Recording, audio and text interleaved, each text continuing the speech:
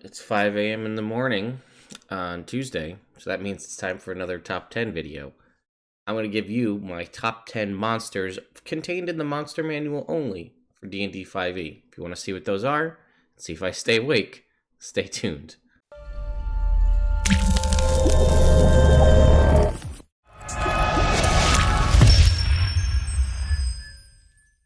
Rules up front, pretty simple. Gotta be a monster, that means no NPC, and needs to be contained from the Monster Manual only. If you guys like this video and it does well enough, I will do future videos covering my top 10 monsters from Volo's Guide to Monsters, my top 10 monsters from Mordenkainen's Tome of Foes, maybe even some third-party content. But yeah, that's it. Number 10. So maybe it's my deep-seated love for horror films and horror movies. I'm not sure, but number 10 is the Scarecrow. So this is only a challenge rating 1 monster, so that's part of the reason I think why I like it, but also part of the reason why it's number 10, is it's a really dangerous monster to throw at a low-level party, but the downside being it's only really useful when your party's low level. So part of the reason why I like it is it's a construct, even though it kind of gives off the vibe of an undead. So this thing won't trigger a paladin's divine sense or anything like that. It won't take extra damage from anybody who has abilities that deal extra damage to undead. It can't be turned by a cleric, but it has resistance to bludgeoning, piercing, and slashing damage from non-magical attacks. Chances are, if your party is level 1, they're not going to have access, for the most part, or around level 1, to magical attacks, so this is going to seem pretty dangerous. They're going to be dealing half damage. It's also immune to poison and several conditions in Charmed, Exhausted, Frightened, Paralyzed, Poisoned, and Unconscious. So it has a lot of things going for it to keep it in the fight. It is vulnerable to fire, which I feel may be something people will take on and figure out pretty early, but it has that ability to just sit there like a scarecrow and people not be able to tell that it's animate, which again is a horror movie thing. And then it has the, it just has a regular claw attack, but the claw attack has a frightened feature attached to it, and it has this terrifying glare, which works out to 30 feet. And then, again, if they fail, they're frightened until the end of its next turn. And if they're frightened by that, they're paralyzed, which means that if it goes in to hit them, it's going to be at advantage. And if it hits, it's an auto crit. So a couple of these guys at low level, and a couple of these guys mixed with higher level enemies even later on, can be pretty powerful. Although the DC 11 Wisdom save is probably going to mean it'll get beaten later on, but not necessarily. And the fact that it is basically a spirit of an evil creature that's slain gets bound into this has a ton of cool implications for how they exist in the world. Number 9. Perhaps it's my deep-seated love for Ghostbusters. You can even see some Ghostbusters props and things in the background here. But number 9 are ghosts. Part of the reason they're on this list is because I love to use them against players, but I 100% absolutely hate to fight these things. So the main reason that ghosts are a really powerful monster is, again, we're talking only challenge rating 4, so still early on, but a couple of these early on, but even later in the game, are still powerful. 1, resistance to acid, fire, lightning, thunder, bludgeoning, piercing, and slashing from non-magic attacks. So we're going to cover pretty much all elemental strikes and non-magic weapon attacks. Immune to cold, necrotic, and poison, and then immune to charm, exhausted, frightened, grappled, paralyzed, petrified, poison, prone, and restrain. So it's really hard to deal significant damage to these things. Radiant damage is probably one of your best bets, or a magical weapon attack. They can see into the ethereal plane. They can move through other creatures. Their Withering Touch is pretty serious in that it does 46 plus 3 necrotic damage. But the main thing is Possession. But we'll talk about Horrifying Visage too. Similar to what we just talked about with the Scarecrow. But this is each creature within, non-undead creature within 60 feet of the ghost makes a Wisdom save or be frightened by a minute. If they fail by 5 or more, they age by 1d4 times 10 years. A frightened creature can repeat the saving throw at the end of each of its turn. If the target saving throw is successful, it ends. It's immune for 24 hours, and you need a greater restoration to restore the aging, but only within 24 hours where it becomes permanent. And honestly, depending on who you are and your character, aging by potentially 40 years could kill your character outright. But the hardest part about fighting a ghost is their possession ability, because it's a charisma saving throw, and this is something that most people don't typically make, and unless you're a charisma-based class, you probably don't have a lot of points in charisma. So if they're within 5 feet, you make a DC 13 charisma save, or be possessed by the ghost. And this is where it becomes really tricky, because it disappears into you, basically. You become incapacitated and lose control of your body. The ghost is now you and puppets you around. It can't be targeted by any attack, spell, or effect except turn undead, which only clerics and devotion paladins have. So if you don't have a cleric or a devotion paladin, the only way to get your ally back is to beat them down to 0 hit points, and then the ghost leaves their body, and then you still have to fight the ghost. It retains the ghost's intelligence, wisdom, charisma, is immune to charm and frighten. It lasts until the body drops to 0 hit points. The ghost ends it as a bonus action, or the ghost is turned or forced out by a spell like Dispel Good and Evil. So that's another one. Dispel Good and Evil will work. Dispel Good and Evil is a 5th level spell, though, so it needs to be something you have access to. And again, if you're fighting a ghost at level 4 for a challenge rating 4 creature, you're not going to have Dispel Good and Evil. When the possession ends, the ghost reappears in an unoccupied space within 5 feet. That target then becomes immune to the ghost's possession for 24 hours. But you see my point. The only way to get yourself out of there is to either down your own ally or turn them if that's an option you have. Number 8. So number 8 is a Cloaker. A Cloaker, I think, may have been one of the first monsters I ever saw in my first time reading a D&D monster manual. I was flipping through a copy of, or just basically opened a book of the 3.5 monster manual, and I landed on the Cloaker page, and then I've kind of just been hooked by them ever since. I don't actually use them enough in my campaigns, and I'd like to. I just really liked the idea of the cloak on the wall that just animates, or like you go to put on your cloak and then it just attacks you.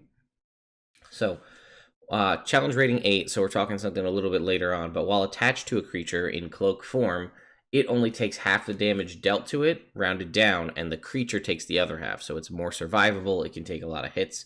Again, if it remains motionless, it looks undistinguishable from a leather cloak. It has sunlight sensitivity, or light sensitivity, while in bright light, because it's an underdark kind of spooky creature. Its bite attack does decent damage, and if they hit, they attach to the creature. They have advantage on attacks against the creature. If they attach to the target's head, the target is blinded and unable to breathe while it's attached. While attached, it can make this only the bite attack against the target and has advantage on the roll. It can detach itself just by spending movement speed, and a creature, including the target, can take its action to detach the Cloaker or succeeding on a DC 16 strength check. So it's not like it's that easy to do. Tail is moderate damage, but then it's got its moan ability. Each creature within 60 feet that hears it must make a DC 13 wisdom save or be frightened until the end of its next turn. And then lastly, we have the Phantasm ability. It magically creates 3 illusory duplicates of itself if it isn't in bright light. The duplicates move and mimic its action, shifting position, so it makes it impossible to track which one's the real one. Whenever any creature targets the Cloaker with an attack or harmful spell, while a duplicate remains, the creature's rolls to determine whether it targets the Cloaker or one of the duplicates. The creature is unaffected by this magical effect. If you can't see it, a duplicate has the Cloaker's AC and uses its saving throws. If the attack hits a duplicate, it fails the saving throw. It deals damage, the duplicate disappears. So it basically gives the Cloaker gets essentially the mirror image spell. So not only can you fly onto somebody's head, suffocate them, if your party tries to hit it and take it off, it deals damage to the person underneath. It's an action with a DC 16 strength save just to try to remove it. It can try to do a frightened effect, and it can basically, like I said, do a mirror image ability, which is pretty sweet. And, you know, the idea of your party accidentally stumbling into a Cloaker conclave where they don't know that they're in an area where there's a ton of these things could be pretty spooky. Plus, if you've watched Acquisitions Incorporated, the C Team, Jerry Holkins has done some really interesting lore for the Cloakers in his game as well. Number 7. Number 7 is the Flame Skull. I first encountered these in a comic book, I think, a 5th edition or a 4th edition comic book, a D&D comic book that I really, really liked. The comic had a really good story, and there's a flame skull in there, and there's actually a good guy, but then they came up again in Lost Minds of Phandelver, and I kind of fell in love all over again. So it's an undead, so it has some resistances, right? Lightning, necrotic piercing, and immunity to cold, fire, poison, as well as charmed, frightened, paralyzed, poisoned, and prone. But one of the reason I like these so much is challenge rating 4, so we're in a good kind of early level scenario. So one of these can be challenging. Advantage on saving throws against spells and magical effects.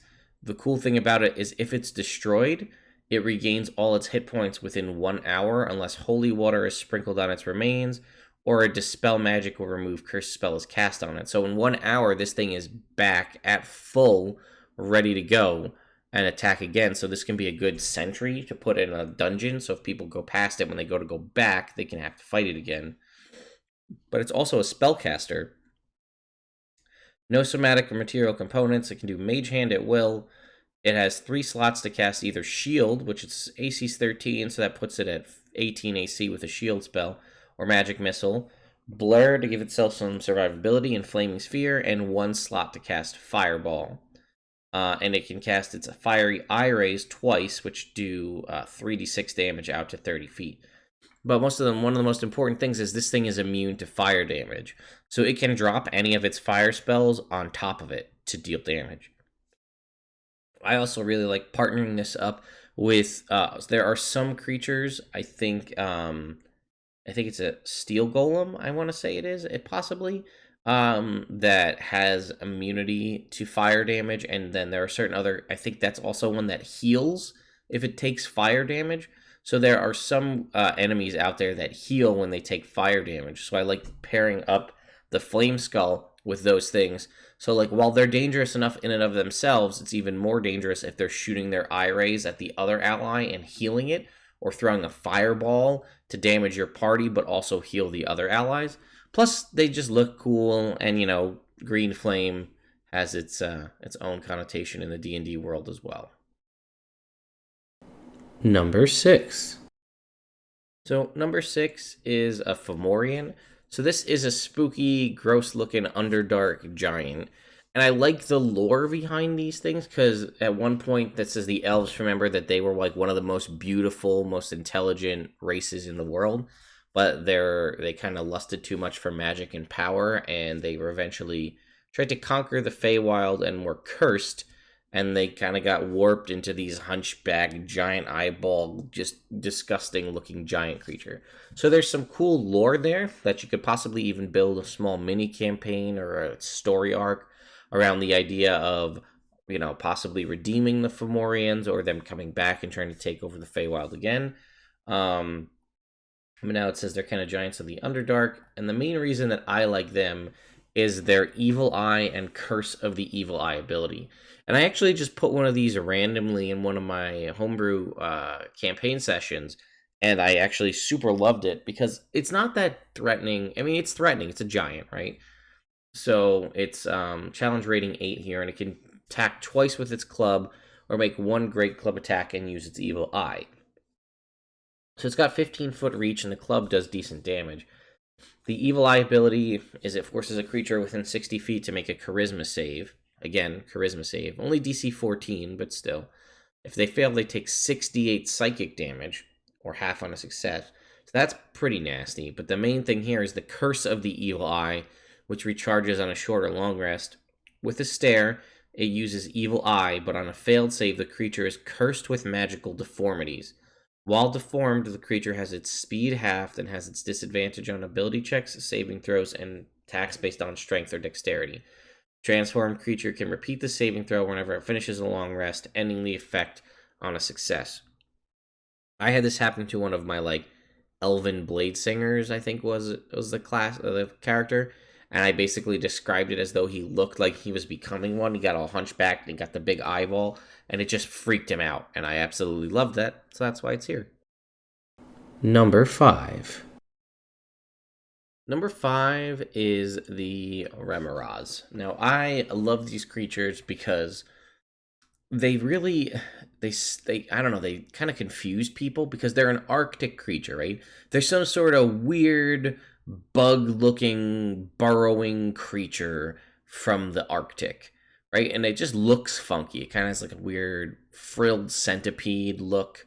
And one of the things that I like about it the most is it's immune to cold and fire damage. And that's kind of the kicker with this. So you're in the cold Arctic tundra, and it has tremor sense, so this thing can pop up out of the ground and can sense you coming. So it's made out of, it looks like it's almost made out of ice with these glowing red spines down its back. So you're like, oh, we're in the ice, let me throw fire at it. But it's completely immune to fire. And then on top of that, if you touch it or hit it with a melee attack within 5 feet, you take 3d6 fire damage. So you can't even really get close to this thing to fight it because it's the steam and the heat from its body will harm you. It's challenge rating 11, so it's good to use. It's scary early on, and it's powerful later on. Bite's got a 10-foot reach, does 60-10 plus 7 piercing damage plus 3d6 fire damage. If the creature is bitten by this thing, they're grappled with a DC 17 to escape, and if they're grappled, they're restrained. And then it can choose to swallow people, medium or smaller creature, if it's grappling it. If the attack hits, the creature takes the bite's damage and takes the damage first and then is swallowed. While swallowed, the standard stuff happens. Blinded, restrained, total cover. It takes 66 acid damage at the start of the Remorhaze's turn. If it takes 30 damage from a single creature inside it, it must make a con save or regurgitate them. If it dies, a swallowed creature is no longer restrained and it can escape by using 15 feet of movement. It also does have, there is stats for a young Remorhaze, so if you want to throw people a different one, or the Evermore present, have them fight the young one and think that that's the true enemy, and then find out that what they're fighting is the baby, and then the mom shows up to take him out, even, to be even a more complicated fight. Plus, there's a scene in one of the Drizzt novels where Brunner and Drizzt fight one of these things, and I always like that as well. Number 4. So, number 4 is the Xorn. And I don't really even like these so much as a monster for you to fight, but I'll talk about that in a little bit. So, one, it's an elemental creature, which there's not a ton of elementals in the monster manual, so that's cool. And it looks just funky, right? It's got 3 legs, it's got a gaping maw on the top of its mouth, and 3 arms, and just kind of big orange eye. It's resistant to piercing and slashing damage from non-magic attacks that aren't adamantine. It has tremor sense. And what's cool is it can swim through the earth as though swimming through water with its earth glide ability. It has advantage on dex stealth checks in rocky terrain. And what's the cool thing about it is it can pinpoint by scent the location of precious metals and stones, such as coins and gems within 60 feet of it. So, Xorns are neutral. So they're not necessarily evil by nature. Nothing says they're going to come out and attack you. And it says here, beggars and thieves, they scour the depths of the earth for precious metals and stones. Because they're unable to consume organic material, they ignore most other creatures. Xorn's ability to sniff out metals and stones often draws its attention to adventurers carrying coins and gems. Because it isn't evil, it pleads or bargains in the hope of convincing the owners to give up their treasure, offering up information it has learned from its travelers in exchange. The Xorn who requests are ignored might resort to threats and bullying. If starving or angered, it resorts to force. So I like the idea of, it only speaks Terran, so, your party needs to understand it. But I like the idea of this thing kind of like popping up and being like, hey, I'm really hungry. Can you guys give me some food? You guys got any coins you don't want? Gems? You're not using that Electrum for anything. Can you give it to me?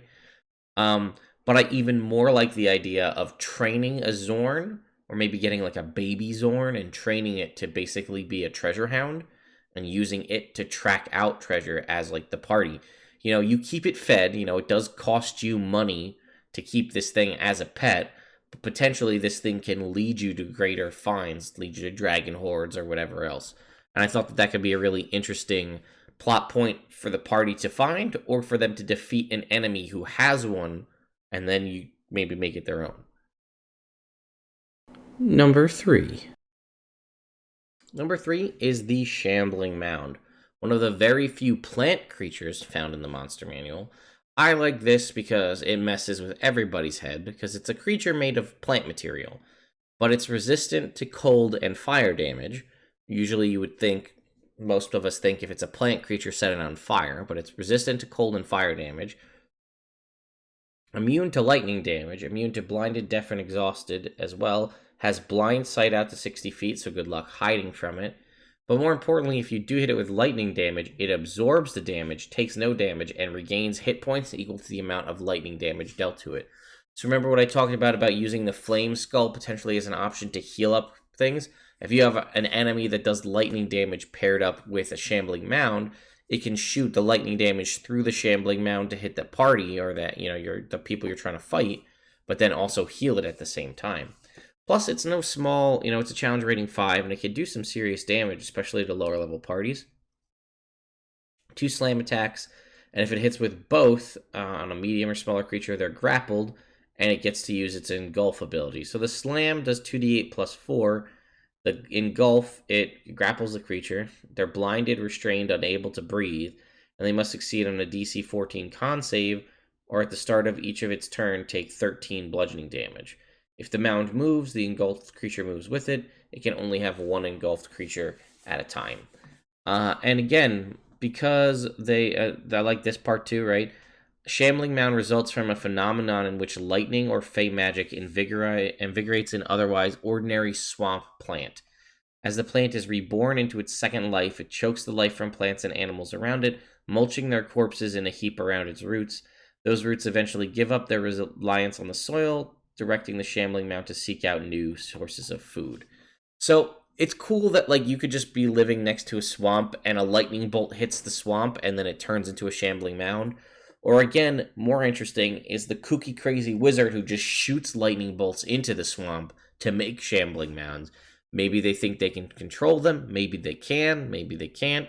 There's a lot of options for interesting storyline potential there as well. Number 2. Maybe it's due to my deep-seated love for the movie Tremors, but number 2 is the Bulette. I mean, it's the closest thing we're going to get to a Graboid in 5th edition without actually homebrewing one, which I have, and I found some cool stats for some as well. So, a Bulette is a cool underground monstrosity, also sometimes known as a land shark, and it's basically everything you think it is. It travels, burrows under the ground at extreme speed, pops up out of the ground, and then eats people. It has a tremor sense out to 60 feet, and let's see, standing leap, long jump is 30 feet, high jump is 15 feet. So this thing can jump 15 feet straight up in the air without a running start. So you got to climb that pretty high tree if this thing's not going to take you out from jumping up there. Its bite does 4d12 plus 4 damage. So that's nothing to shake a stick at, and it's challenge rating 5. And then lastly, it also has the deadly leap ability. If it jumps at least 15 feet as part of its movement, it can then use its action to land on its feet in a space that contains one or more creatures. Each of those creatures must succeed on a DC 16 strength or dex saving throw, target's choice, or be knocked prone, take 3d6 plus 4 bludgeoning damage, plus 3d6 plus 4 slashing damage. On a successful save, they take half damage, they're not knocked prone, and they're pushed 5 feet away. If no unoccupied space is in range, the creature instead falls prone in the Bulette space. So it only gets the one action, so it can do its leap to do a potential 66 plus 8 damage on the saving throw, or it can choose to bite for 40-12 plus 4.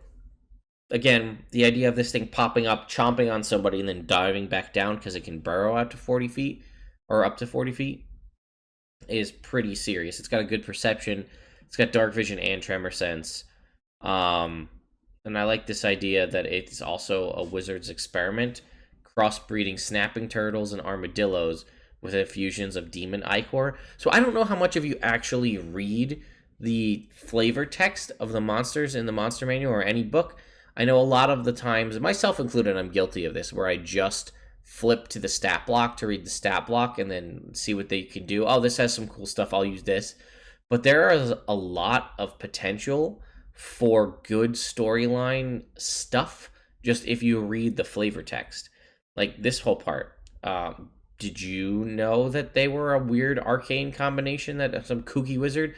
I'm starting to wonder if maybe the wizard who created the owlbear is also the one who creates Shambling Mounds with lightning bolts and made the arcane infusion to make the Bulette in the first place.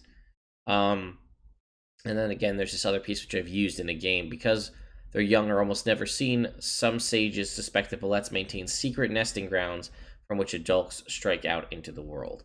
So again, there's that option as well. I ran a game where we had baby Bulettes, which was like a whole unique thing no one had ever heard of. So there you go. Number 1. So originally I had my number 1 on this list as gnolls, as gnolls are still one of my favorite monsters in 5th edition. But I find that I don't particularly like the base, or if some of you may know, the regular gnoll found in the monster manual. I prefer kind of all of the expanded other types of gnolls from all of the different sources, from both all the 5th edition sources as well as earlier sources, because I like to run, I like to incorporate all the different kinds of gnolls into the world. So rather than stick down with the base regular gnoll, I'm going to give you my actual favorite monster from 5th edition Dungeons & Dragons as my number 1. And that, my friends, is the Flumph.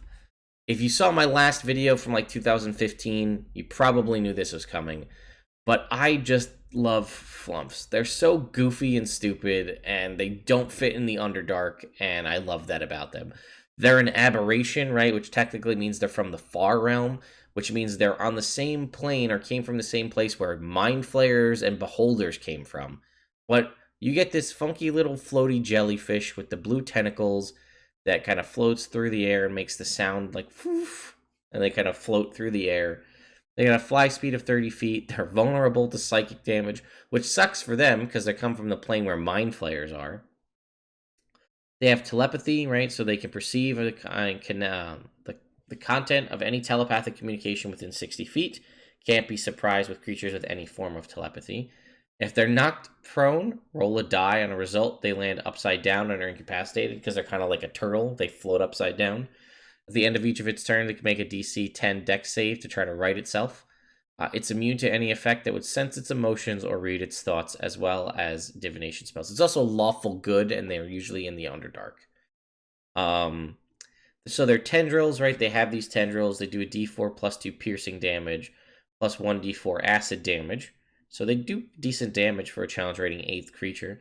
At the end of each of its turn, the target makes a DC 10 con save or takes 2 d4 acid damage on a failure, or ending the recurring acid on a success.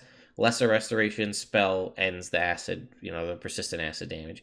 And then they have their stink spray, which is once a day. Each creature in a 15-foot cone originating from the Flumph must succeed on a DC 10 Dex save or be coated in foul-smelling liquid. The creature coated in as exudes a horrible stench for 1d4 hours. They are poisoned as long as it lasts, and other creatures are poisoned while within 5 feet of the creature. A creature can remove the stench on itself by using a short rest to bathe in water, alcohol, or vinegar. And I like them because they're super nice, they're lawful good, and they help people if you're nice to them. And I just thought that that's like how welcome is that if you happen to find yourself in the Underdark. Let's see. They communicate telepathically. They have advanced knowledge of religion, philosophy, mathematics, and countless other subjects. They're sensitive to the emotional states of nearby creatures. If the creature's thoughts suggest goodness, a Flumph seeks that creature's out. When facing creatures that exude evil, it runs away. Let's see. Consuming psionic energy, that's how they feed, right? They feed by siphoning off mental energy. See, they can be found lurking near communities of Mind Flayers, Aboleths, Githyanki, and Githzerai. As passive parasites, they take only the mental energy they need, and most creatures feel no loss or discomfort from such a feeding. When Flumphs encounter good-hearted adventurers, they eagerly share the dark secrets they've learned in hopes of casting down their evil sources of energy, even if doing so means they must seek out new sources of nourishment. And they live in complexes called cloisters, within which each Flumph has a place and purpose. These harmonious groupings have no need for leaders, since all Flumphs contribute in their own way. I mean, I don't know. I just, look at this guy. Look at his big, goofy face. How could you not love that? I gotta see if I can find. There was an image that was floating around Out of the Abyss time. Yeah, this Flumph fighter. Where is the art for it? I gotta see if I can find it because I saw it in a tattoo. Like, right, this is somebody got the tattoo of it. Where he's got like the one eye stalk is like his eye is like a shield, and he's got a shield and a sword. And I just like I'm finding it hilarious that I can find this of a tattoo, but I can't find it of the actual artwork. Yeah, that's so funny that I found it as a tattoo. But anyway, I really liked that artwork that shows like this Flumph as a fighter. And I thought that that would be hilarious. Like for some reason, this like here's another one with the Flumph wielding an axe down here. But the idea of this Flumph, like here, look at this. Here's some Flumphs meeting this wizard over here. Yeah, I can't find the original art, which kind of bums me out. But you can see it on this guy's tattoo for whatever reason.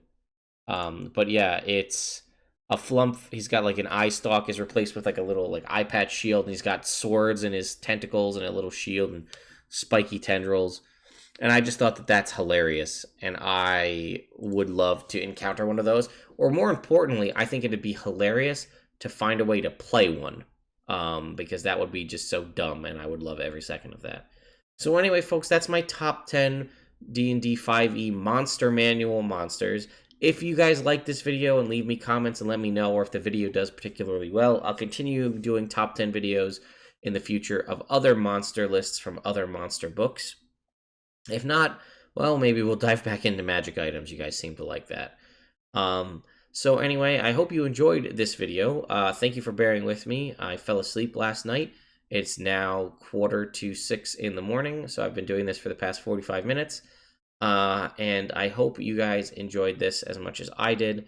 It's always fun to go back, and especially even sometimes you find little bits of lore when you're reading through these monsters that everybody forgets about.